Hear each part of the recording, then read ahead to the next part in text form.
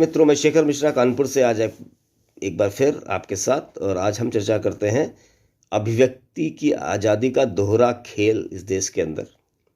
आज कालीचरण महाराज जो कथावाचक है, पॉलिटिकल आदमी नहीं है, उनको हमारे सो कॉल्ड राष्ट्रपिता, मैं उनको राष्ट्रपिता नहीं मानता, क्योंकि कोई राष्ट्र सबसे बड़ा होता है। राष्ट्रपुत्र तो कोई हो सकता है, राष्ट्रपिता नहीं हो सकता। राष्ट्र से बड़ा कुछ नहीं हो सकता। लेकिन एक नैरेटिव के जरिए उनको राष्ट्रपिता बनाया गया, जिनको महात्मा गांधी बोलते हैं। उनके बारे में महाराज जी ने कुछ बोला और उन्होंने बोला कि मैं इसको महात्मा नहीं मानता। ये 10 लाख लोग जो बंटवारा हुआ, उसमें कम से कम एक आंकड़े के हिसाब से 5 से 10 लाख लोगों का कत्ल हुआ। तो ये व्यक्ति राष्ट्रपिता कैसे हो सकता है?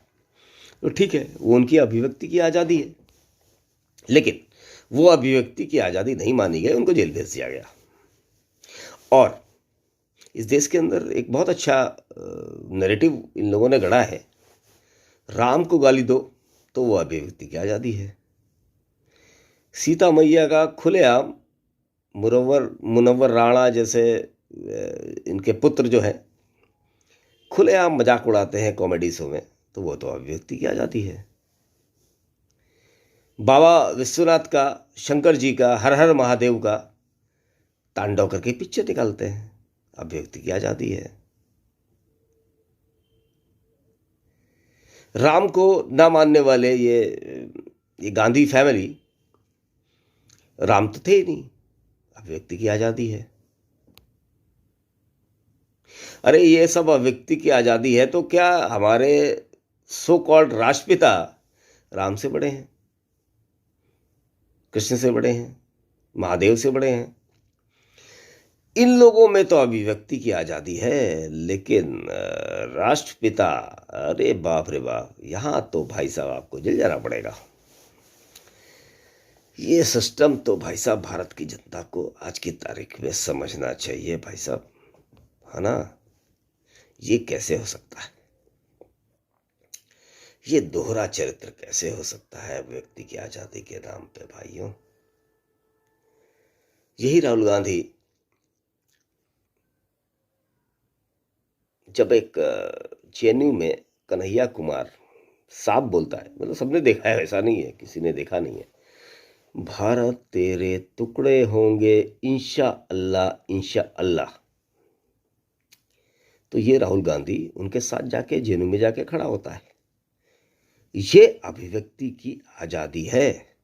अच्छा, और मीडिया, ये बेसिकली जो वामपंथी मीडिया है, ये हमारा भारत का जो मीडिया है, ये एक्चुअली बिका हुआ है। ये सब बिका हुआ है। ये एक्चुअली बहुत बड़ा वर्ग जो है ना मीडिया का, ये ऐसे ही काम करता है। ये भारत की जनता के लिए मीडिया का काम नहीं करता। ये अपनी जो दलाली रहती है ना, जो पैसे आते हैं, उसका कर्ज उतारने का काम करता है। अब ये महात्मा गांधी के बारे में जैसे महाराज जी ने बोला, वैसे ही एक रवीश कुमार, नाम लेके बोल रहा हूँ, एनडीटीवी करके एक चैनल है हमारे देश में, वो जब शरजील इमाम बैठता है, जो सीए में अभी जेल में होगा या क्या है मुझे जानकारी नहीं है, उसको बैठाला, उसको सेव करने के लिए बैठालते हैं। ये प्राइम टाइम करते हैं उसके लिए, हाँ। तो वहाँ प्राइम टाइम पे वो बोलता है, शरजील इमाम, कि महात्मा गांधी जो था वो इस देश का सबसे बड़ा फासिस्ट था।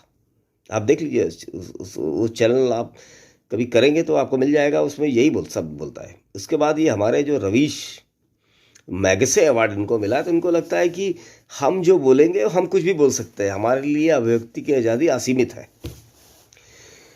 तो उसने इनको कवर देने के लिए क्या बोलता है, वो बोलता है, यही शब्द हैं शायद उसके, आप देखिएगा, कि वो तो आरएसएस भी ऐसे ही बोलती है और ऐसे ही बोलती है, तो फिर आपको तो जेल नहीं होगी।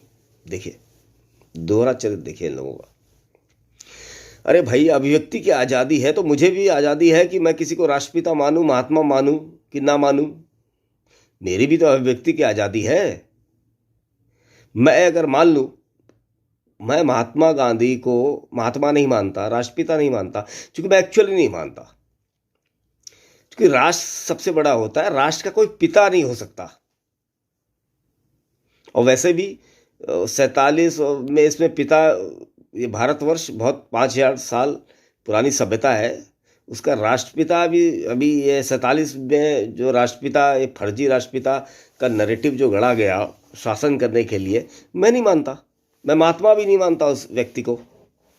ठीक है, कोई अच्छी चीज़ें होंगी उसके अंदर। मोपला के अंदर जो क्या हुआ, मोपला के अंदर मुसलमानों ने खुलेआम हिंदुओं की हत्या करी, उसको इस व्यक्ति ने बताया और फर्जी इतिहासकारों ने बताया कि वो मुसलमान जो हिंदुओं को मार रहे थे वो स्वतंत्रता आंदोलन के लिए लड़ाई कर रहे थे। फिर इसी व्यक्ति ने, मोहनदास करमचंद गांधी ने, जो तुर्की का खिलाफत आंदोलन था उसके आ गए। तो क्यों आ गए भाई साहब, मैं नहीं मानता। अरे नाथूराम गोडसे एक हत्यारा था, मैं मानता हूं हत्या नहीं करनी चाहिए थी, फांसी की सजाई एकदम बढ़िया हुआ, लेकिन भाई साहब उसने हत्या क्यों करी ये तो समझना पड़ेगा। नाथूराम गोडसे महात्मा गांधी का बहुत बड़ा भक्त था, पूजा करता था उनकी। और महात्मा गांधी, सो कॉल्ड महात्मा मोहनदास करमचंद गांधी, सालों से बोल रहे थे कि चाहे कुछ भी हो जाए मेरी लाश से गुजर के ये देश बटेगा। उसकी आंखों के सामने इस व्यक्ति ने, मोहनदास करमचंद गांधी ने, इस देश को 2 खंडों में बांट दिया धर्म के नाम पे।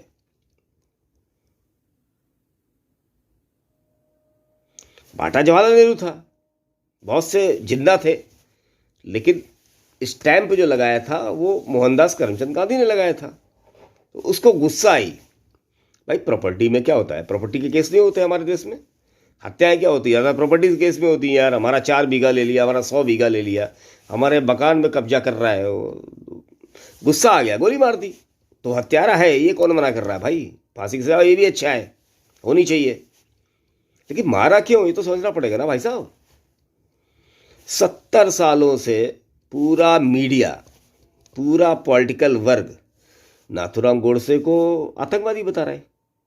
अरे क्या उसने किसी मुसलमान को मारा, उसने किसी बौद्ध को मारा, उसने किसी क्रिश्चियन को मारा, बाइबल को मानने वालों को मारा? नहीं मारा।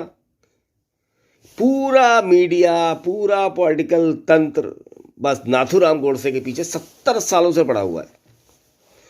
तो ये तो समझना पड़ेगा मित्रों, आज की तारीख में ये कैसे काम करते हैं, ये कैसे नैरेटिव बनाते हैं मीडिया के साथ मिलके, लोगों के मनों पे कंट्रोल करने की जो प्रयास था इनका कितना सफल रहा। 70 सालों तक इन्होंने राज किया इस सफल तंत्र के द्वारा, मीडिया के द्वारा।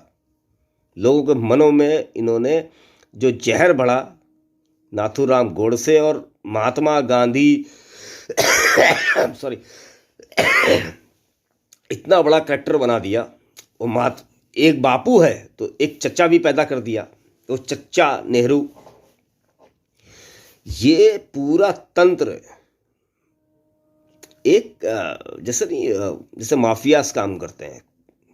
माफिया जो तंत्र काम करता है वो बड़ा मिल के काम करता है। खैर इनकी तारीफ करनी चाहिए, 70 सालों तक इन्होंने तंत्र चलाया।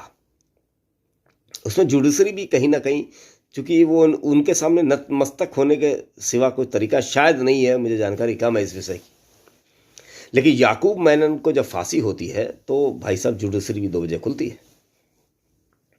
और जब वसीम रिजवी, जो आज जितेंद्र दास जी हैं, जब वो बोलते हैं ये आयतें जो लिखी हुई हैं इस्लाम की, ये खतरनाक हैं इस देश के लिए, विश्व के लिए, तब यही भारत की जुडिशरी जो है वसीम रिजवी के ऊपर फाइन करती है। तब दिमाग ठनकता है, वो सोचने में हम मजबूर होते हैं। ये याकूब मेनन के लिए 2 बजे खुल जाते हैं भाई साहब रात में, लेकिन जो आयतें लिखी हुई हैं, जो हदीस लिखी हुई है काफिरों को मारने वाली और नफरत फैलाने वाली, उसके लिए जब उसी वर्ग का कोई व्यक्ति सुप्रीम कोर्ट जाता है तो उसके ऊपर फाइन होता है। बड़ा अद्भुत है, बहुत अद्भुत है। चलिए, ये सब अद्भुत बातें हो रही हैं, लेकिन भाई साहब ये जो अभिव्यक्ति की आज़ादी के नाम पे जो खेल चल रहा था पिछले 70 सालों में, अब मुझे लगता है कि ये ख़त्म होना चाहिए।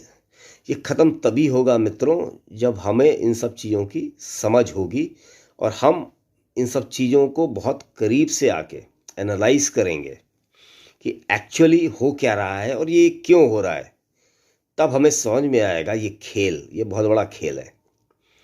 और इस खेल की परतें खुलने दीजिए। बहुत अच्छा है, बहुत अच्छा उन्होंने रश किया। खैर, मैं तो उनको साधुवाद देता हूँ, बघेल साहब को, जो छत्तीसगढ़ के हैं। कम से कम ये सब देख के हम सभी लोगों की आंखें खुल रही हैं कि ये अभिव्यक्ति के नाम पे ये पार्टियां और ये मीडिया कैसे इस देश के अंदर सालों से खेल करता रहा है। अगर आप सभी साथ में रहेंगे ना भाई साहब, कांग्रेस पार्टी की बात नहीं करता, कांग्रेस पार्टी में हम सभी लोग इसी देश के हैं, बसपा में हम सभी लोग इस कंट्री के निवासी हैं, सपा का जितने भी लोग हैं, ये एक परिवार को छोड़ के, ये सब परिवारवादी पार्टी से जितने भी लोग हैं हम सब भारतीय हैं।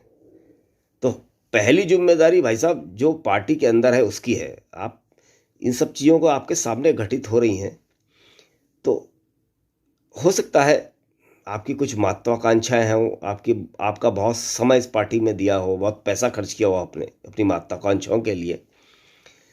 आज इन महत्वाकांक्षाओं को छोड़ के, निजी महत्वाकांक्षा, स्वभक्ति को छोड़ के हम कुछ राष्ट्र निर्माण की तरफ आगे बढ़ें। यही एक उद्देश्य था इस वीडियो को बनाने का। आप अगर ये वीडियो आपको अच्छा लगे तो शेयर करें, सब्सक्राइब करें और ज़्यादा से ज़्यादा लोगों तक पहुंचाएं। आप सभी लोगों का बहुत बहुत धन्यवाद। भारत माता की जय। वंदे मातरम। जय हिंद।